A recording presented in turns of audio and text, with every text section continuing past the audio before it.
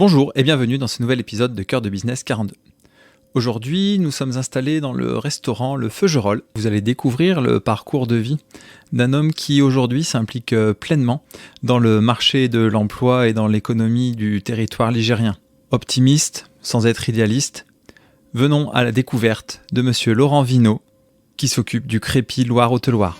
Bienvenue dans Cœur de Business 42, le seul podcast du 42 pour celles et ceux qui rêvent d'un nouveau modèle au cœur du business. Je suis Julien Russier, coach pro pour les pros, et je vous propose de découvrir l'actualité, l'histoire et surtout la vision du futur de notre monde du travail à travers le regard et l'expérience de mes invités. Entrons maintenant dans l'intimité des aventuriers et aventurières de l'entrepreneuriat du 42. Laurent Vinault, bonjour. Bonjour. Alors, est-ce que vous pouvez nous expliquer un petit peu ce que c'est que cette association, le Crépi Alors déjà, il faut savoir ce qui se cache derrière l'acronyme Crépi. Qu'est-ce qui se cache derrière l'acronyme Crépi ? Il se cache un club régional d'entreprises partenaires de l'insertion. De façon plus simple, c'est une association qui réunit des femmes et des hommes qui sont responsables d'entreprises, massivement d'entreprises PME et TPE de la Loire. Il y a quand même quelques grosses entreprises, mais massivement PME, TPE, et des femmes et des hommes qui se mêlent d'emploi, qui se disent donc, moi, responsable d'entreprise, il est de mon devoir, au nom d'un exercice sociétal bien compris, d'apporter ma contribution au plan d'un territoire, la Loire et la Haute-Loire, ma contribution en direction de toutes celles et tous ceux, jeunes comme moins jeunes, diplômés, pas diplômés, cadres, primo-arrivants étrangers, qui sont en recherche d'une solution professionnelle. Pardon. Donc un crépi, c'est pas autre chose qu'une passerelle entre celles et ceux qui cherchent et le monde économique dans son acception, la plus large qui soit. D'accord. Et comment les entrepreneurs de la Loire peuvent venir vous contacter ou vous découvrir ? Beaucoup viennent par le bouche à oreille, puisque un responsable d'entreprise, il fréquente aussi d'autres instances, il fréquente aussi d'autres responsables d'entreprise. Il a son réseau, ils vont déjeuner ensemble, ils vont évoquer des problématiques de recrutement, de gestion RH, de qualité de vie au travail. Donc le bouche à oreille, beaucoup. Je dis bien le bouche à oreille. Et puis, il y a aussi toutes celles et ceux que nous on rencontre à travers les manifestations et notre vie quotidienne. En parlant des manifestations, justement, quel type de manifestation vous proposez ? Alors, dans un crépi, il y a le crépi Loire-Haute-Loire, mais il n'y a pas que le crépi Loire-Haute-Loire. Il y a 16 crépis en France, depuis 30 ans pour le plus ancien crépi, qui est celui de Toulouse. Donc c'est un réseau. Dans un crépi, la finalité est toujours la même, l'insertion professionnelle de tout public. Après, les moyens pour satisfaire cette insertion peuvent varier d'un crépi à l'autre. Ici, dans la Loire, on a deux axes majeurs. Du recrutement, on recrute peu ou prou chaque année 400-500 personnes pour les entreprises. Pour recruter, on rencontre du monde. On voit à peu près 1000 personnes chaque année. On ne sait pas parler des gens qu'on n'a pas rencontrés. Le CV, c'est un livret militaire, ça m'apporte pas grand-chose. Rencontrer la personne, échanger, lire à travers, écouter ce qui est dit, écouter aussi ce qui n'est pas dit, c'est ce qui me permet de renifler, si je puis dire, un peu comme un chien truffier. Vous avez vu la longueur de mon nez, un peu comme un chien truffier. Ça me permet de renifler ces qualités essentielles de correction, d'humilité, de goût de l'effort, d'envie d'apprendre, qu'on peut transformer en compétences. Donc d'un côté le recrutement, et puis après effectivement on a chaque année une quinzaine d'actions collectives, puisqu'elles vont concerner plusieurs personnes, que l'on initie, que l'on architecture, que l'on met en œuvre, pour permettre à des gens de mettre un pied dans l'entreprise, pour s'y faire intelligemment remarquer. Ces actions, elles ont des temporalités différentes, 24 heures pour la plus courte, 8 mois pour la plus longue. Notre outil, c'est toujours l'entreprise, et ces actions, elles permettent à ces personnes d'intégrer une entreprise, mais également de faire des stages, de visiter des sites mémoriaux, d'apprendre à respecter l'autre, d'apprendre le goût de l'effort, etc. Voilà. On construit des actions, mais qui reposent toujours sur ces postulats-là. Très bien. Et pour faire très simple, comment vous pourriez vous positionner si on vous comparait par exemple à un cabinet de recrutement, une agence d'intérim et Pôle emploi ? Vous vous situez comment par rapport à ça ? Sur une particularité de... Alors la particularité qu'on a, c'est qu'on est, sous forme associative, un club d'entreprise. Pôle emploi n'est pas un club d'entreprise. Une agence d'intérim n'est pas un club d'entreprise. Une mission locale n'est pas un club d'entreprise. Par contre, tous ces gens, qui sont aussi des partenaires, ils concourent au même objet social, c'est l'emploi ou l'insertion professionnelle. À ma perception, l'emploi relève de l'intérêt général. On ne peut pas se fâcher pour ce qui relève de l'intérêt général. Il ne peut pas y avoir de baronnie en disant c'est mon chercheur d'emploi, c'est mon candidat à l'emploi, c'est mon territoire. Donc, on se situe à côté d'eux, pas au-dessus, pas en dessous, mais à côté, on travaille en bonne intelligence, avec des moyens différents, mais pour atteindre un objectif commun. Avec des moyens différents, vous nous avez dit, vous arrivez à recevoir jusqu'à 1000 personnes, vous faites 15 manifestations par an. J'imagine, deux questions derrière tout ça. J'imagine que ça demande des ressources, donc il y a forcément une équipe avec vous. Et deuxième question qui va avec, c'est quel est le modèle économique ? Comment l'association arrive à vivre aujourd'hui en mobilisant toutes ses forces ? Alors mon bon monsieur, les ressources sont faibles. Un crépi, il a cette particularité, j'insiste, notre outil de travail, notre force de frappe, notre artillerie, c'est l'entreprise. Au Crépy-le-Rotoir, on a un socle de 150 entreprises fidèles et 200-300 entreprises partenaires. Notre outil, c'est l'entreprise. Les équipes Crépy sont des petites équipes. Je vous disais tout à l'heure qu'il y a 16 Crépy. Vous additionnez les effectifs salariés de ces 16 Crépy, ça fait 80 personnes. C'est-à-dire l'équivalent de 2 agences, de grosses agences Pôle emploi. Donc ce sont des petites équipes, ce qui nous oblige à être à la fois engagés dans le beau sens du mot, d'être réactifs et d'être polyvalents, c'est-à-dire d'être généralistes de beaucoup de choses et spécialistes de pas grand-chose. Ça, c'est la première chose. Quant au modèle économique, on a un modèle économique qui n'a pas varié depuis 30 ans, depuis que le réseau des Crépy existe. Nous, on existe depuis 14 ans. On a 50% de fonds privés issus des cotisations d'entreprises. Et puis les 50% restants viennent de bailleurs de fonds institutionnels, l'État, la ville, la métropole, des fondations, voilà. Très bien, merci. Est-ce qu'il y a une actualité brûlante au sein du Crépy Loire-Haute-Loire ou du réseau Crépy global ? Mais du réseau Crépy, il y a une actualité importante qui sera fêtée, célébrée le 12 juin prochain au Palais de la Porte Dorée à Paris. C'est les 30 ans du réseau des Crépy. Ça, c'est l'événement phare national. Et puis au niveau du Crépy Loire-Haute-Loire, on est à l'entame de 2023, on a cette année quelques belles actions à mettre en œuvre en direction des femmes, notamment avec l'action Rebond.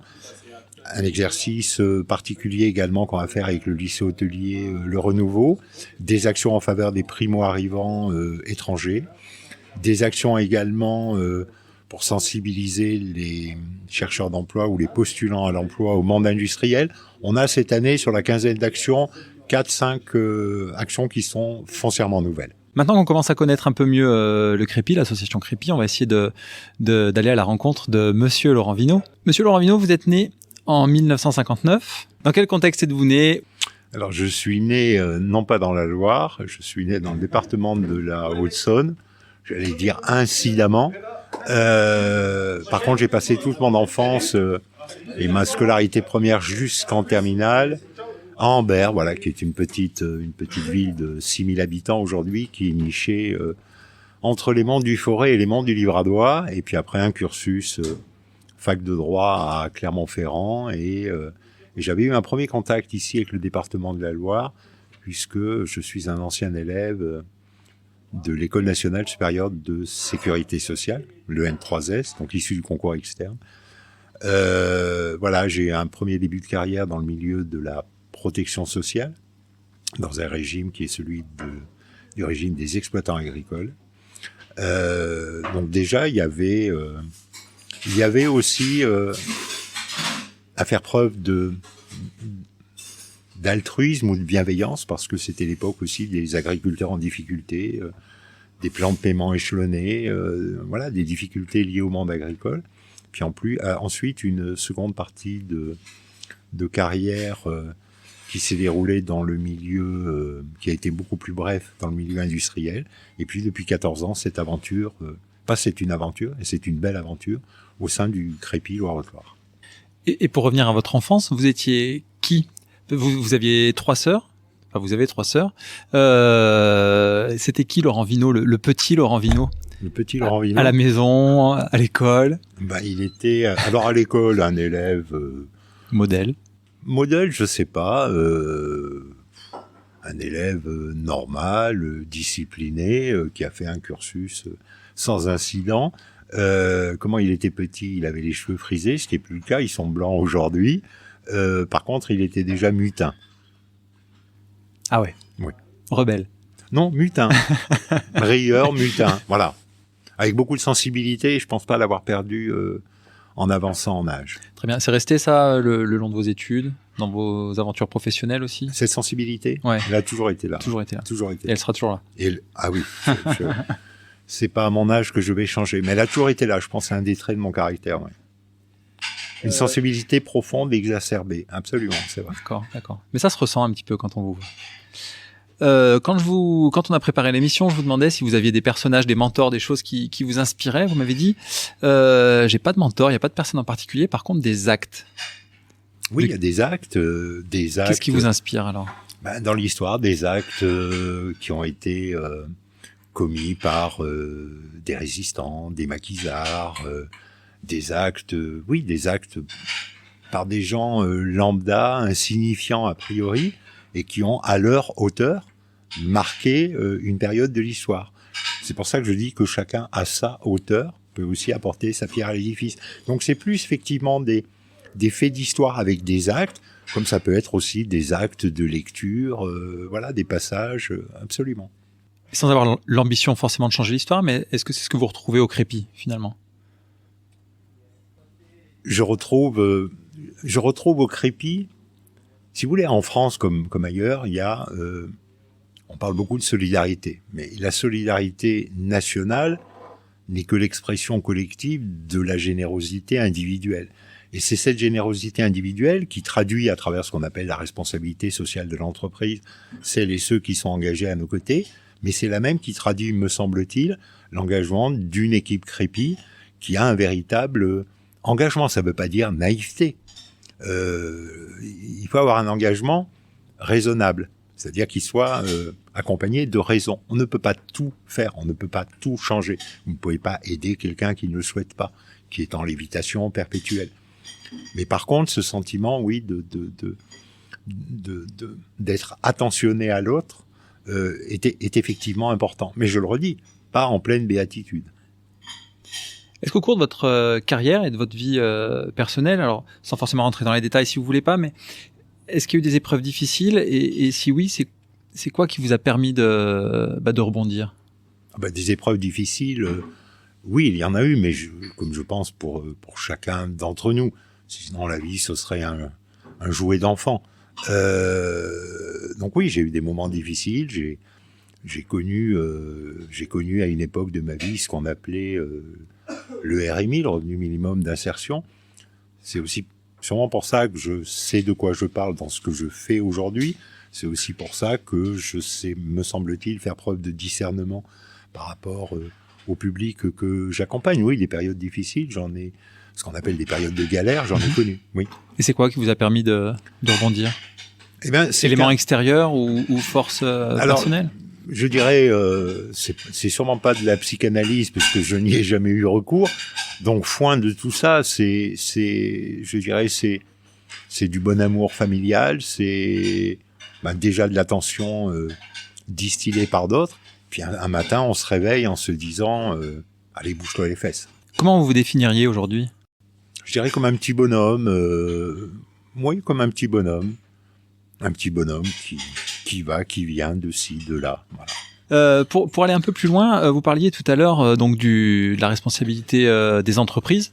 Donc on parle beaucoup de contraintes environnementales, il y a l'aspect sociétal qui va vous toucher particulièrement.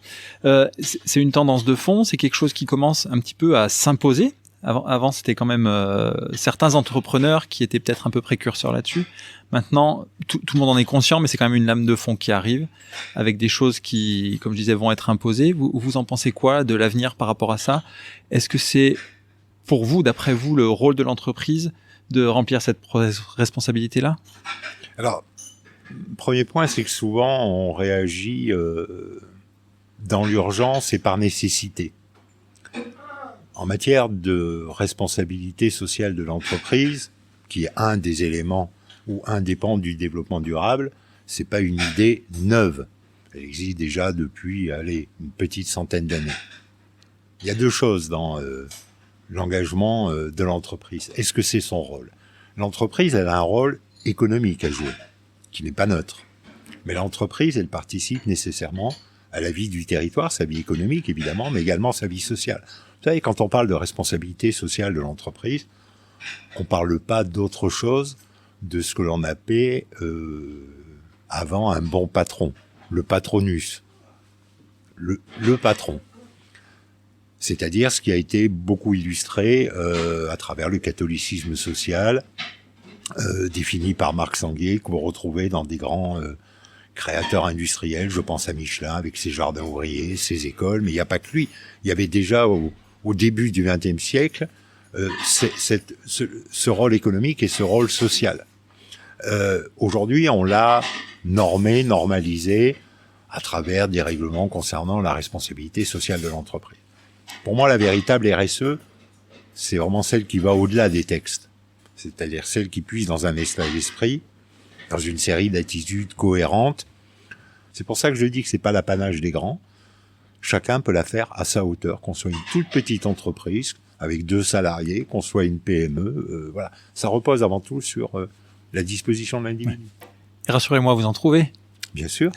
Beaucoup. Ah non, c'est pas une espèce en voie de disparition, je vous rassure. Non, c'est du tout. Du tout. Par contre, il faut leur expliquer, un peu comme Jourdain faisait de la prose sans le savoir, que ce qu'ils font quand ils prennent un apprenti, qu'ils accueillent un stagiaire, qu'ils recrutent une personne, en passant par des canaux inhabituels de prescription, ça s'appelle de la RSE. Ils ne le savaient pas et ils vous disent je savais pas, mais je le fais depuis longtemps. Et est-ce que vous voyez des dirigeants des entreprises qui viennent vous voir et qui sont pas forcément dans cet état d'esprit, mais qui viennent vous voir parce que ça devient presque une obligation? Oui. Et si oui, c'est pas un jugement de valeur, hein, bien évidemment. Mais est-ce que vous arrivez à les convertir? Alors, les convertir pour qu'ils deviennent des adeptes ou des prophètes, ça prend du temps. Mais par contre, je crois beaucoup à la pédagogie par l'exemple. D'ailleurs, s'ils viennent frapper à la porte du crépi, et ça arrive, ce ne sont pas des cas isolés, c'est bien effectivement qu'ils ont une ambiguïté, un doute à lever ou qu'ils sont en l'attente d'une explication ou d'un éclairage. Et c'est vraiment... c'est un petit peu comme dans la même démarche qu'avec un apprenti. Vous lui expliquez, vous lui montrez, il le vérifie, il l'essaye, et puis il voit effectivement, il revient sur ses propres contradictions. Aujourd'hui, par rapport à ce que vous voyez du monde du travail, de l'emploi, peut-être par rapport aux autres crépis, comment vous pourriez définir le, entre guillemets, niveau de RSE de notre territoire? Enlevons cette appellation RSE. Mais il y a ici dans la Loire un engagement social, sociétal des entreprises qui est fort ancien, qui repose à la fois sur une tradition qui est celle de l'industrie de la forge comme de la mine d'ailleurs, qui a donné naissance à tout ce mouvement mutualiste, à la création de ces fraternels. Il y a toujours eu dans la Loire, par l'histoire et par l'outil de travail, ce sentiment, ces notions d'entraide qu'on appelle aujourd'hui, de façon beaucoup plus contemporaine, responsabilité sociale et sociétale. Mais le terreau était favorable. Est-ce que vous pensez aujourd'hui que le crépi ou toute association comme ça qui est un peu pas en marge, mais en parallèle du marché de l'emploi habituel, est-ce que vous pensez que, c'est parce qu'il y a des manquements quelque part, et 2, est-ce que c'est voué plutôt à disparaître ou plutôt à se développer par... Alors, est-ce qu'il y a des manquements quelque part? L'État-providence ne peut pas tout. L'État-providence ne peut pas tout. Mais l'État-providence ne peut pas tout aujourd'hui, pas plus qu'il ne pouvait tout avant. Pourquoi il y a eu les mouvements qu'on évoquait tout à l'heure, mouvement mutualiste, le mouvement des fraternels, des amicales. Il y a bien, quand on dit ces mots, fraternel, frater, frère, ce sont des notions extrêmement anciennes. Donc, l'État-providence ne peut pas tout. Et 2, je pense que, je le redis, un responsable d'entreprise, une femme, un homme responsable d'une entreprise, elle a un rôle social à jouer. Je veux dire, le territoire, c'est le niveau microéconomique par excellence. Et je pense qu'effectivement, le crépi, en France, vous avez des structures qui ont une mission de service public, donc désignées par l'État pour réaliser cette mission. Et puis vous avez toutes les structures qui concourent, qui apportent leur concours à cette mission de service public. C'est le cas d'un crépi. Donc les structures comme le crépi, il n'y a pas que le crépi, elles ont, de mon point de vue, et compte tenu effectivement des circonstances aujourd'hui comme celles d'il y a 15, 20 ou 30 ans, ne peut qu'être, hélas, avoir vocation à continuer à exister et à continuer à se développer. Hélas, c'est ça, vous dites, hélas, c'est un peu, si je comparais au Resto du Cœur, on peut se vanter de se dire on a une association qui distribue de plus en plus de repas, génial, mais il y a aussi de plus en plus de besoins. C'est un peu ça que vous voulez dire? Oui, ouais. Mais c'est sur l'aspect, j'allais dire, statistique. Ça, c'est le hélas en termes de statistiques. Nous, on est des petits. On est des petits, mais comme le dit très souvent notre président national, le réseau des crépis existe depuis bientôt 30 ans. Et le réseau des crépis, en 30 ans, il a remis à l'emploi durable, je dis bien durable, plus de 80 000 personnes. C'est-à-dire l'équivalent d'une ville comme Le Havre ou Cherbourg. C'est pas rien. Donc je dis hélas sur l'aspect statistique, mais derrière le hélas, il y a aussi tant mieux, parce que précisément le crépi, comme dans le structure d'ailleurs, mais le crépi apporte aussi des méthodes et des mécaniques de recrutement différentes du recrutement classique. Vous avez la chance, entre guillemets, de participer à la fois en plein cœur du monde économique, à la fois au niveau de l'emploi, mais aussi au niveau un petit peu social, pas que l'emploi là-bas, derrière tout cela. Et du coup, vous avez affaire à la fois à des chefs d'entreprise et des dirigeants des entreprises qui ont envie de s'impliquer.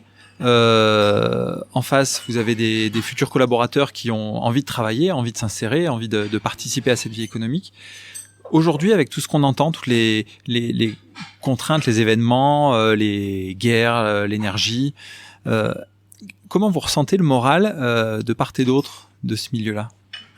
Alors, je dirais que les responsables d'entreprise restent confiants, ce qui ne veut pas dire qu'ils n'ont pas une petite baisse de régime.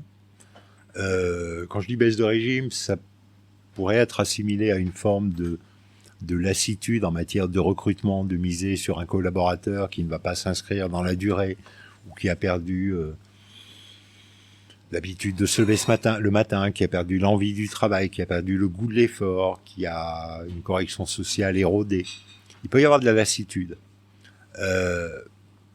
Mais cette lassitude, elle est quand même enrobée de cette confiance, et heureusement que les responsables d'entreprise sont confiants, sinon il y a longtemps qu'ils auraient mis la clé sous la porte. Globalement, vous restez optimiste quand même pour le monde économique? Pour le monde économique? Ouais. Alors, je vais vous faire là encore, je vais vous dire, je suis un optimiste bien informé, donc un pessimiste. Non, optimiste, oui.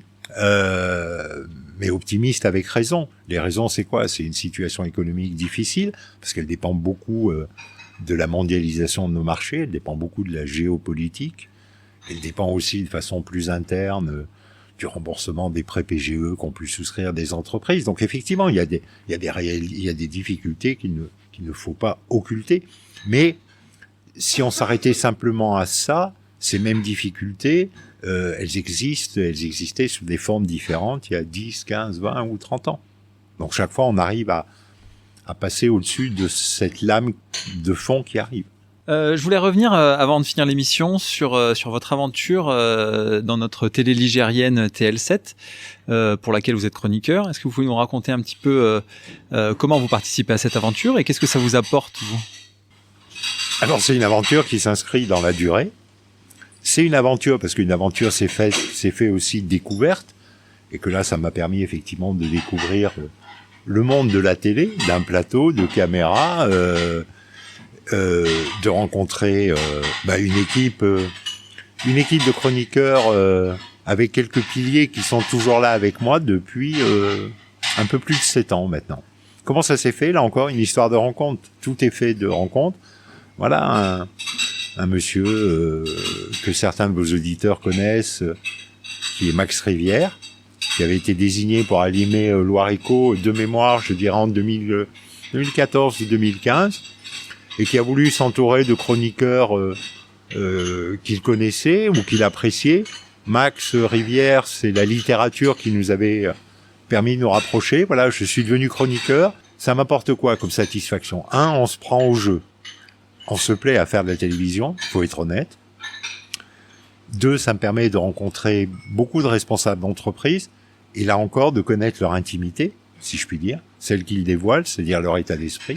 Et cette émission me permet aussi d'entretenir et d'aiguiser ma curiosité et de découvrir des hommes et des femmes que l'on connaît avec leur casquette chef d'entreprise et que là on découvre avec une double casquette qui est celle de responsable d'entreprise mais aussi la personne qu'ils sont, les pères et mères de famille qu'ils sont, leurs envies, leurs émotions, c'est pour ça que je dis que vous l'avez souligné vous-même, c'est une belle aventure et vous savez la télé, c'est comme à TF1, vous savez pas si vous serez à la grille de rentrée. Là pour 2023, j'y suis encore.